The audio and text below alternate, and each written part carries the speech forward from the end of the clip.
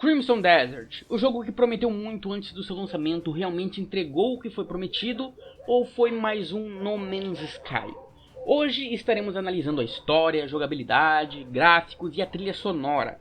Você vai descobrir tudo sobre este jogo sem enrolação. Iniciando o enredo, você é colocado na pele de Cliff MacDuff, um mercenário que lidera a corja dos Jubas Cinzentas em uma batalha para sobreviver no continente de Pilwil. Já logo no início da trama, os Jubas Cinzentas sofrem um ataque surpresa da guilda rival, chamado de Ursos Negros. Eles são espancados com força e violência por trás, e o grupo inteiro acaba indo de ralo. Cliff acaba batalhando contra o líder dos Ursos Negros, chamado de Miurge, que acaba matando Cliff no início da jornada. No entanto, forças misteriosas ou seres sobrenaturais ligados ao abismo do jogo o revivem, concedendo a ele habilidades especiais. Cliff grava na alma o nome dos seus companheiros caídos e então inicia a história do jogo. A história é bem simples e rasa na realidade. Pelo que eu já mencionei, vocês já devem ter até uma ideia. Mas basicamente você está em busca de vingança e constantemente tentando reconstruir sua equipe. Porém, o que você vai enfrentar só vai descobrir jogando. Por ser um jogo de ação e aventura, com elementos RPG, tem muitas linhas de diálogo e quests secundárias que não dão envolvimento nenhum com a história. Apesar disso, um enredo deixa buracos enormes no desenvolvimento, como o que motivou a guerra entre as facções e a origem das forças que revivem Cliff, por exemplo. Deixando a narrativa de lado, a gente vai partir para a jogabilidade, pois senão eu entraria na questão de spoilers sobre a história, então não seria legal.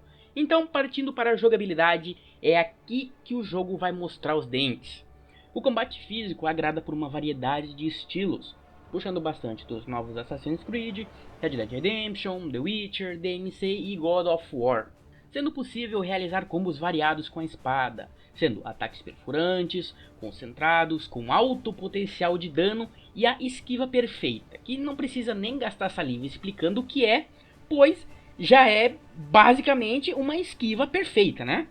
No decorrer do jogo, você vai adquirindo uma variedade considerável de novos equipamentos, sendo eles armaduras, espadas, escudos, adagas, martelos, espadões, lanças e até mesmo pistolas, sendo elas divididas em tiers que vão de S a B.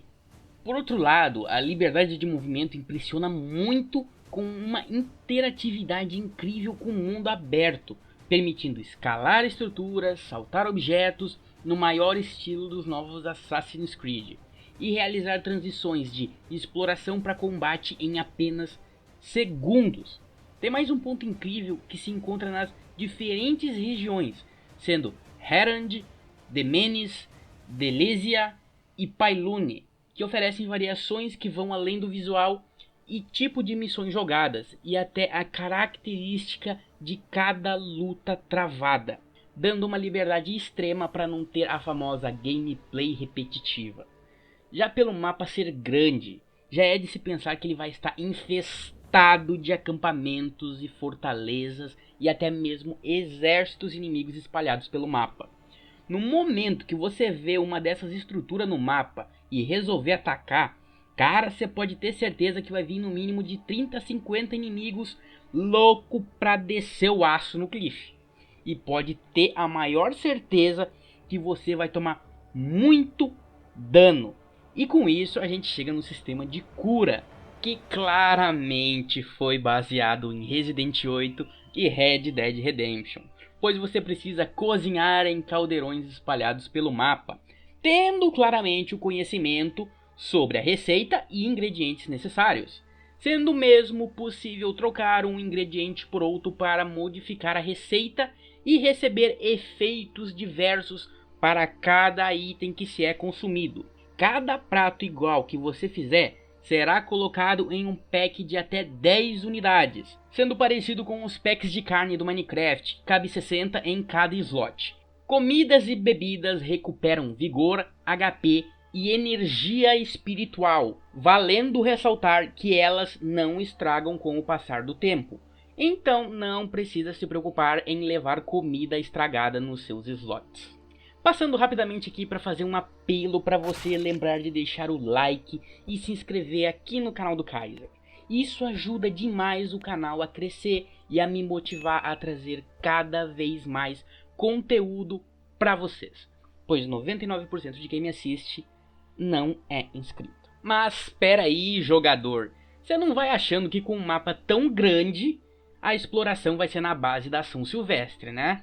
Você aí terá uma variedade imensa de montarias para não gastar o couro da tua sandália à toa.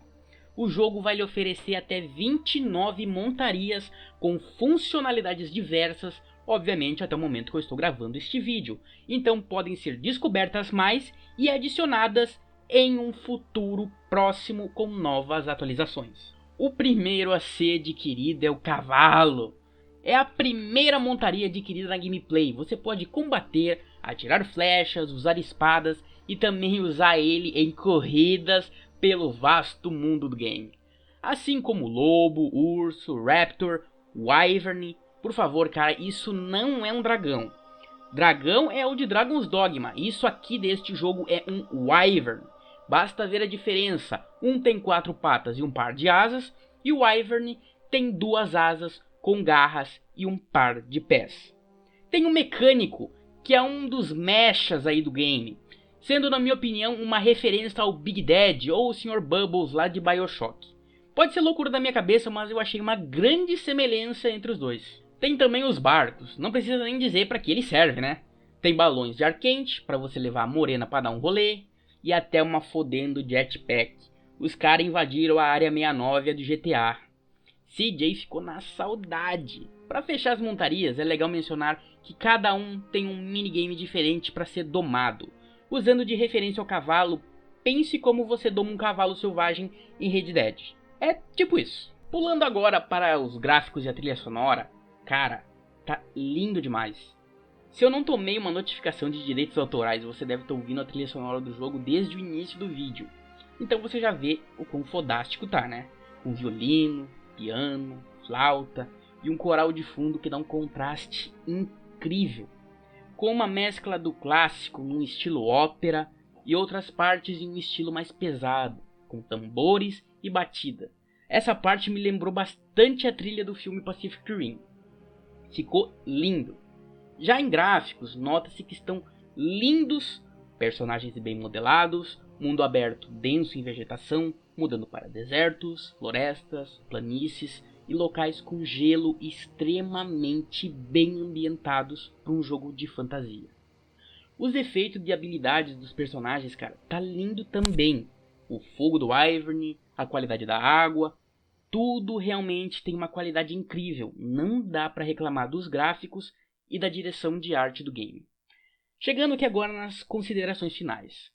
Se você é um jogador que procura uma história complexa, com enredo, personagens marcantes, tipo um Red Dead Redemption 2, não recomendo esse jogo para você.